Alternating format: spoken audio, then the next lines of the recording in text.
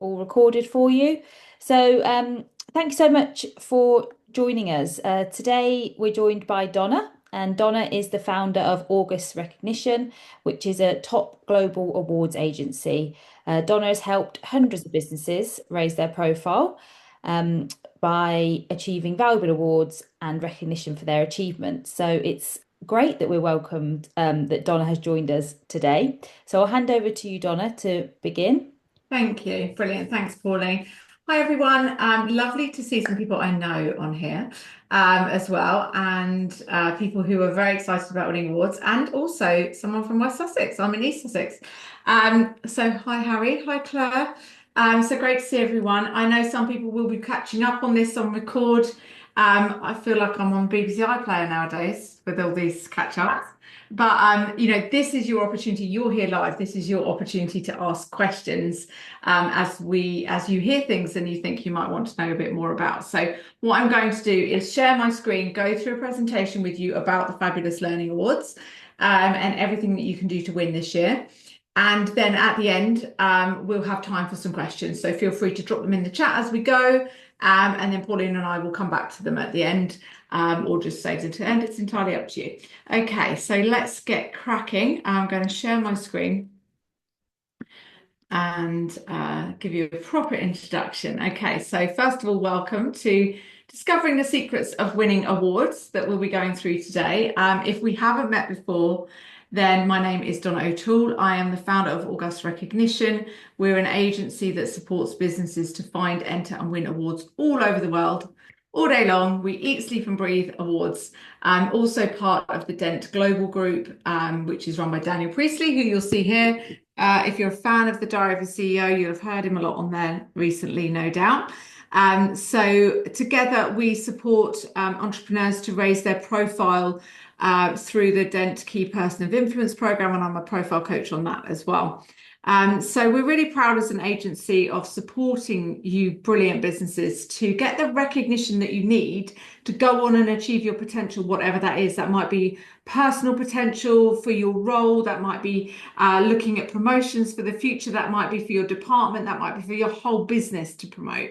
So whatever you're here for today, we know how important recognition is for you, and that's where we want you to get to. So we partner and I judge tons of awards, including the Learning Awards, which we've done for many, many years. So that means I can give you lots of insights from behind the scenes and tell you what the judges are really looking for.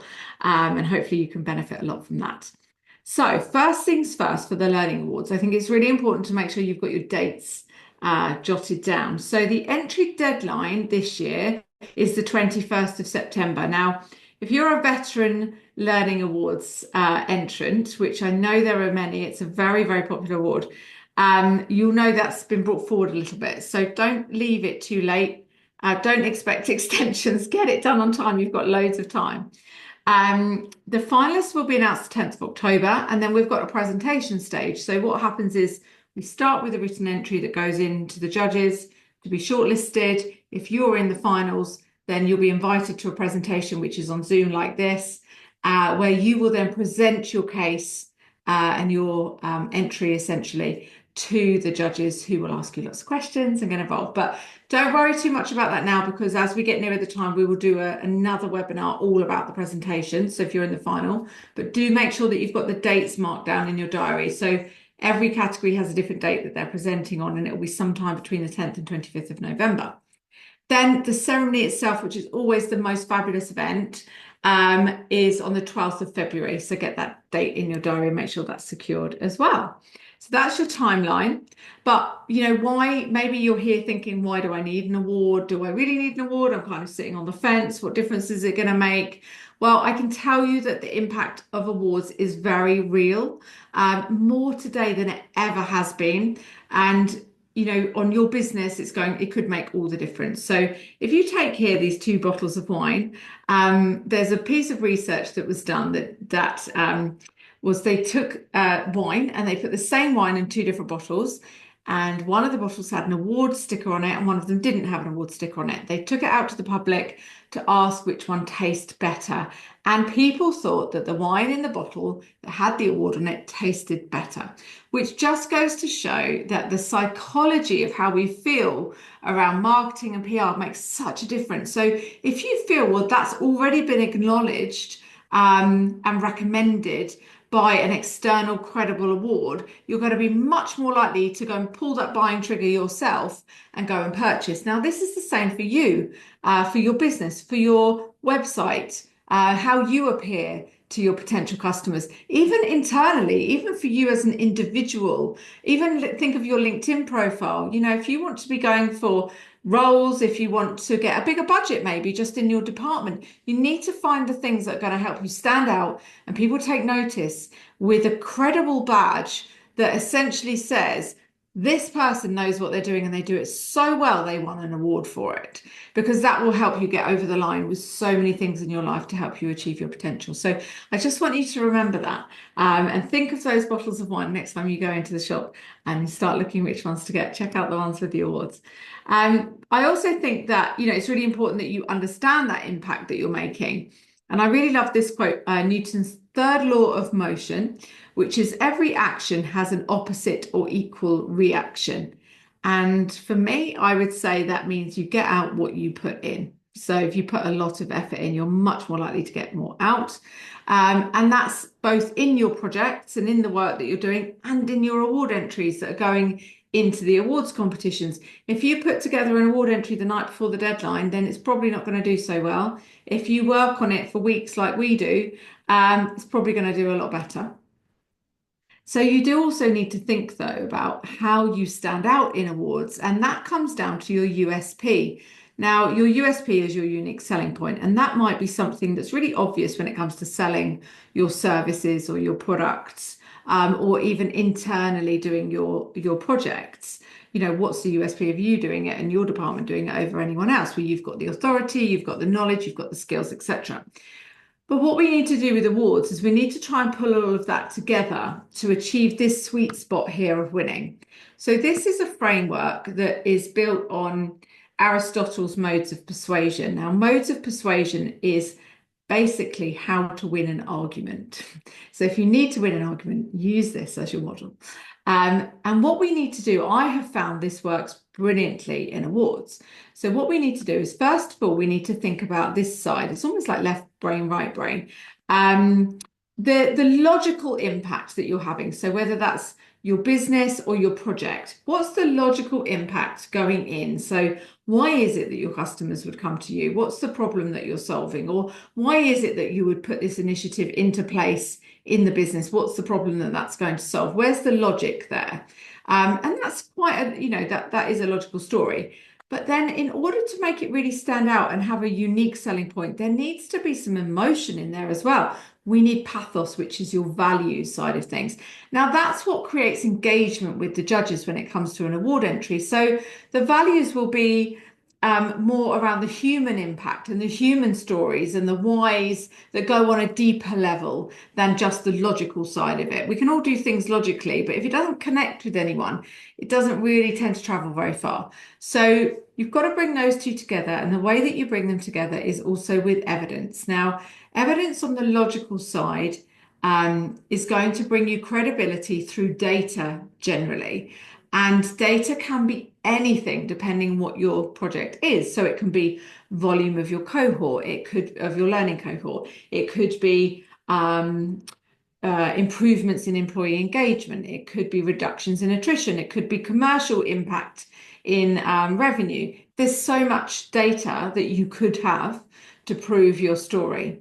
But then we also need to bring in qualitative evidence, and that's stories, testimonials, feedback, both from your customers and from your internal employees or even leaders. So we need to bring all of those elements together in order to have any chance of winning. If you've entered an award before and you haven't won, or you've got to the shortlist or the final and you haven't then gone beyond that, it's usually because there's something missing on one of these sides. So it's identical, it might even be both sides. I would say the biggest problem we have with judging awards is there's a lot of this missing. So actually, it takes a lot of work to develop evidence, and it needs to be created in your business before you start entering an award, not when, at the point that you're starting entering an award. Um, so this is your kind of framework for gathering your USP before you make selections of which awards you're going to enter. And then there's a bit of a three-step process. So the first step is start by looking back. So awards can only recognize you for what you've already achieved. They can't recognize you for what you might or what you want to achieve in the future. It's good to know what your forecast is, and it's good to know where you're going with your project or with your learning and development program or with your business, but it isn't going to be what wins you the award. What wins you the award will be the impact that you've already have. And for most awards programs, including the Learning Awards, you will look back a year of what impact you've had since 2024. Okay, so already this starts refining the projects and the things that you can enter about. So first of all, think about, maybe just make some notes. You might have achieved more than one thing. It might be, well, I did this project, so I did this project, I worked with this client. How am I going to pick? So we need to think about, well, what's your strongest story? What have you got the strongest evidence for? And what have you already achieved in that last year? Then you want to think, well, what do I want to achieve next? And how could these awards help me achieve that? Is there a particular category that could help me get to the next place I want to go in my career or inside this business or for my business pitching to customers? How's that going to work? So then we look at how awards will help you in bringing all of those elements together. The next thing that it's important to do is to get in the right race. Now, I've got an example here because I think this is quite memorable. So we've got Usain Bolt and Mo Farah here on the screen. Usain Bolt is a sprinter and his average running speed is 27 miles per hour. That's amazing. And Mo is a marathon runner and his average running speed is 17 miles per hour. Equally amazing. However, imagine they wanted to both enter the Best Runner in the World awards. How would you differentiate them? How would you decide who's most likely to win in that competition? You'd need to know more information, right? So we know that Usain Bolt, his average running speed is 27 miles per hour, but actually that's just up to 200 meters because after 200 meters, Mo takes over. But the important thing actually to remember here is they don't compete against each other because they're very different strengths and they understand and they stay in their lane and stay in their race that they're going to have the biggest strength in. You don't see Mo going into sprints and you don't see Usain going into marathons, okay? But I do see that happening with awards all the time. So sometimes I think, well, this is a great award entry and it's a great business, but in this race, in this category, it's not going to stand out for the right reasons, but in a different category, it could have stood out for different reasons. So it's really worth thinking this through when you're making your category selection. Now, you can, of course, enter more than one category. I always say if you've got a great project or program, maximize it now because the awards look back a year. So in a year's time, it will be old and you won't be able to use it. So use everything that you can now and get the most recognition you can now. I will say it doesn't make any difference what number of awards you enter as to your probability of winning, i.e., sometimes I know there's a myth around, or maybe it's maybe not always a myth in some awards. How many, if I enter 5, I'll definitely win 2. It doesn't work like that. Each category is judged by a different panel. We don't cross-reference. We're not interested in whether you won a different category. It will make a difference what you're saying in the category that you're being judged in by those judges. Okay, so you can enter 1, you can enter 10. It's not going to make any difference to your probabilities. However, what will make a difference to your probability of winning is how well you fit the category and how well you've understood the criteria.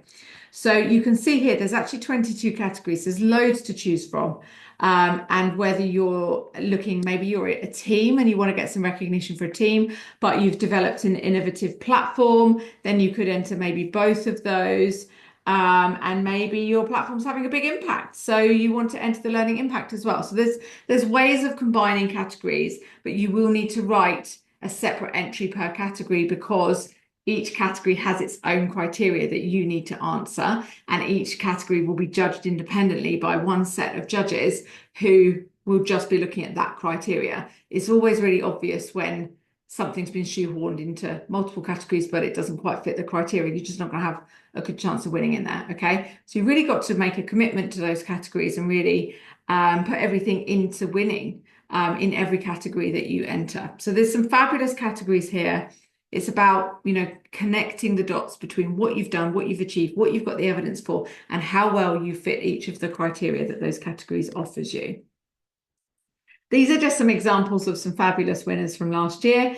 And you can see these are the lovely digital badges that you get, and a great night out on stage as well, by the look of things, with the lovely Claudia. So you can enter on your own as a business. So it might just be you and your business, and you've got some case studies. Or you can enter, this is British Airways and Capfinity, you can enter as a partnership into an award. So maybe you've been you've delivered a program with an organisation, you can enter together. Or as I say, you've just done it in-house and it's on your own. Either is perfectly fine and welcome. I do always think it's a good idea to think about that now, because when it comes to the presentations later on, if you're in the shortlist, if you're entering with your client, for example, you'll want to make sure they're on board for that presentation as well. So do think that through carefully now. Now, when you're actually developing your entries, as I mentioned before, using evidence to back up your claims is so important. And it's important not only in the supporting materials that you can submit, but also in the actual entry itself. So if in doubt, if it's not in the entry, then I always deem it to not even exist. So don't expect the judges. This award is hugely popular. We have so many entries to judge. The judges are not going to go off digging around your website to look for evidence of things. If you need to present it in front of them in the award entry, that is your opportunity to share evidence, okay? Now, how you put that together obviously is up to you. It needs to meet the criteria, but I can tell you that the judges want to see evidence in there. So just an example here on the screen of two different sort of styles. The first style says, our learning project is the best in the industry. We have created incredible results from our innovative initiatives and our team loves the new training. Well, that's lovely.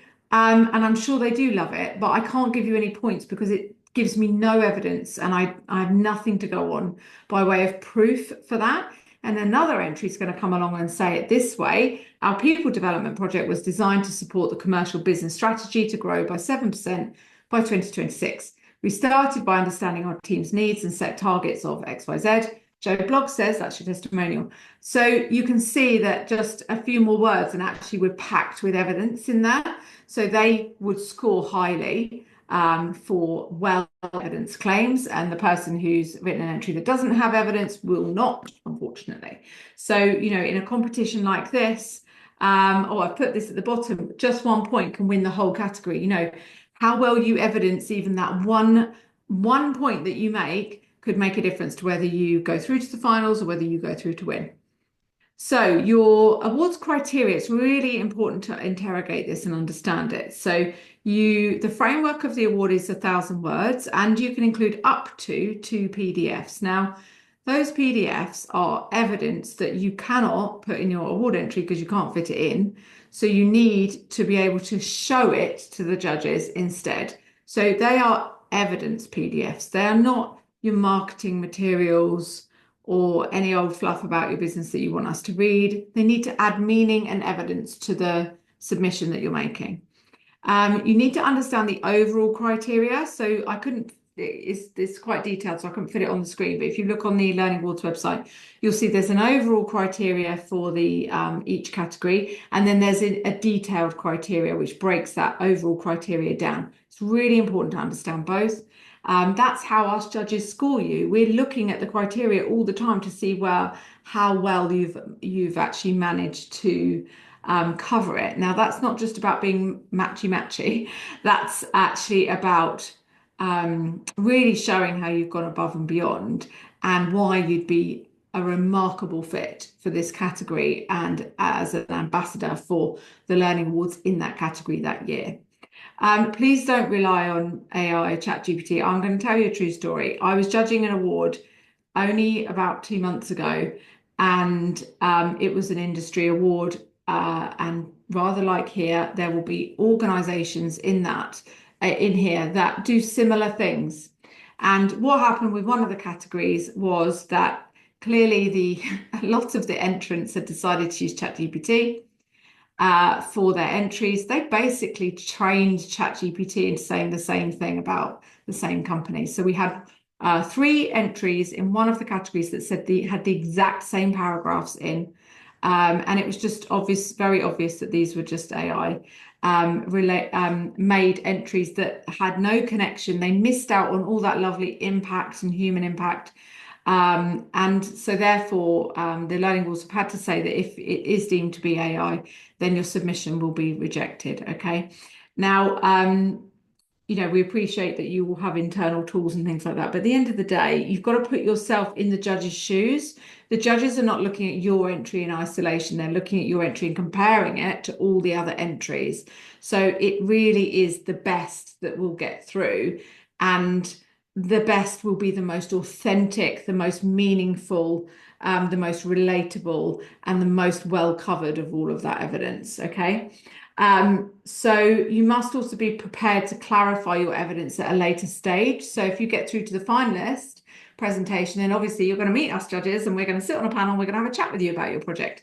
So there will be parts of your entry that we may ask you to clarify or to give us more evidence of.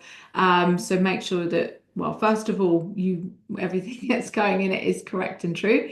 And that the people who are on the presentation later and involved in the entry are all singing from the same song sheet. That's quite important. And not answering the criteria or not answering the questions won't get you anywhere, unfortunately. So as I said, one more point can help you to win the whole category. So it's really worth every level of effort possible. And quality counts, even Shakespeare had a proofreader. So I always say, don't be too proud to share your entry and never ever submit your first written draft. Now, my team works on award entries day in, day out, and they never get to submit their first written draft on anything because the first draft is the ideas, it's the experiments, it's the opportunities, it's getting some ideas out. It's not worrying about the word count. It's about just getting it all out. Then you can let it breathe. And when you let it breathe, I mean, walk away from it, spend a few days away from it or a week away from it, and then come back and then edit it. Strength of entries very often comes in the editing stage. And then if you're not sure on whether it's working or not, a really good tip is to read it out loud and even ask someone to do the same and read it back to you or video yourself on Zoom doing it. And then where you're stumbling or you're puzzled, that's usually where it needs to be edited. But put yourself in the judge's shoes because we're constantly looking at what makes this entry, this business, this project stand out above all else this year. What would make this the winner this year? Why is it so important that we recognize this project or this business this year? Okay, so you need to look at it from that perspective as well. That's what I'm doing constantly, because if you're just looking at it from your own internal perspective, then the chances are you're going to miss out information that would actually give the judges wider context, for example. So I will give us time now for questions, and I'll leave you with this thought that from the wonderful Nelson Mandela of either you win or you learn. And I think that's really important with awards. Part of the development process that you go on in putting an entry together actually really helps you to learn a lot about the projects that you've done and the impact of those as well. So it's really important to think that. Now, if you'd like a free award entry checklist, if you've got a phone on you, you can hover over the QR code now, and then you can download one of our free checklists. You're more than welcome to that. If you're watching this on record, then you have the ability to pause this, which is good. But you'll get the recording of this as well. If you need support with your entries, then we can help. Just get in touch on hello@augustawards.com and we can organise a call with you. My colleague Brooke will take you through how we work and what we do. And you can also scan the QR code here if you'd like to book straight in for a call. So I hope you found that helpful. Some tips in there that will get you moving and thinking about your evidence and thinking about your categories, etc., etc. But now we have time for questions. So I will unshare my screen. There we go. And please feel free to ask anything you like.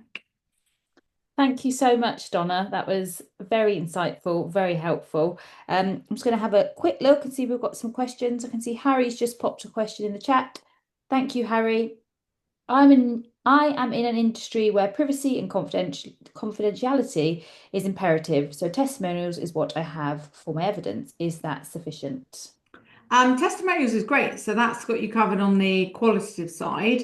Um, when you say confidentiality is imperative, that could be in different ways. So is it that you can't say who your client is? Is it can't you can't say what the project is? I mean, we work with organizations that are highly confidential, like MOD and things like that, or we work with the health industry, the finance industry. So I appreciate there's different levels of confidentiality.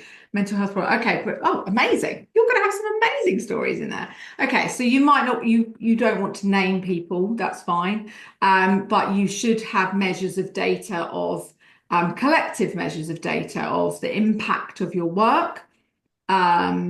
Maybe even, I don't know how you do that. So it might be there might be volume. Is there any digital platforms involved? Like what's the teaching and learning side of it? That kind of thing. I mean, Pauline, do you want to share something about the confidentiality of the awards?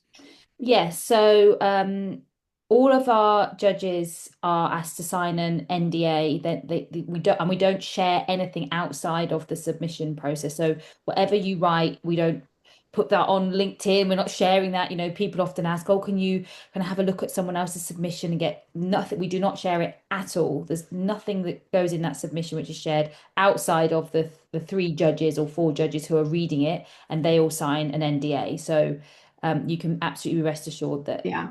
And I nothing. would say I've judged in these awards these topics as well. So this is something that comes up.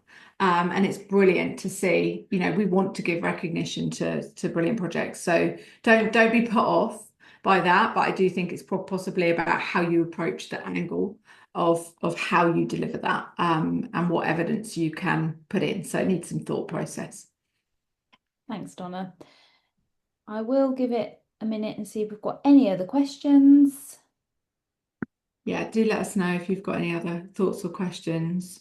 Um, and nothing silly. Someone else is always thinking it.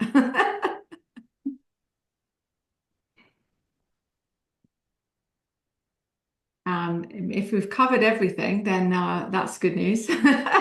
You have, yeah, covered everything very well. And as Donna said, this will be recorded. You will get a copy of the recording, so you can go back to that. And obviously, Donna's very kindly offered some support and advice, got links to different things there. So please do make use of that. And if there is any questions you think of at a later date, then get in contact and we'll be more than happy to help. Of course, and good luck. And Yeah, I absolutely. hope I might be on your judging panel. You never know. Thank you so much, Donna. Thank you. All right, nice to see you all. Thanks so much, everyone. Bye. Bye. Good luck, everyone. Thank you.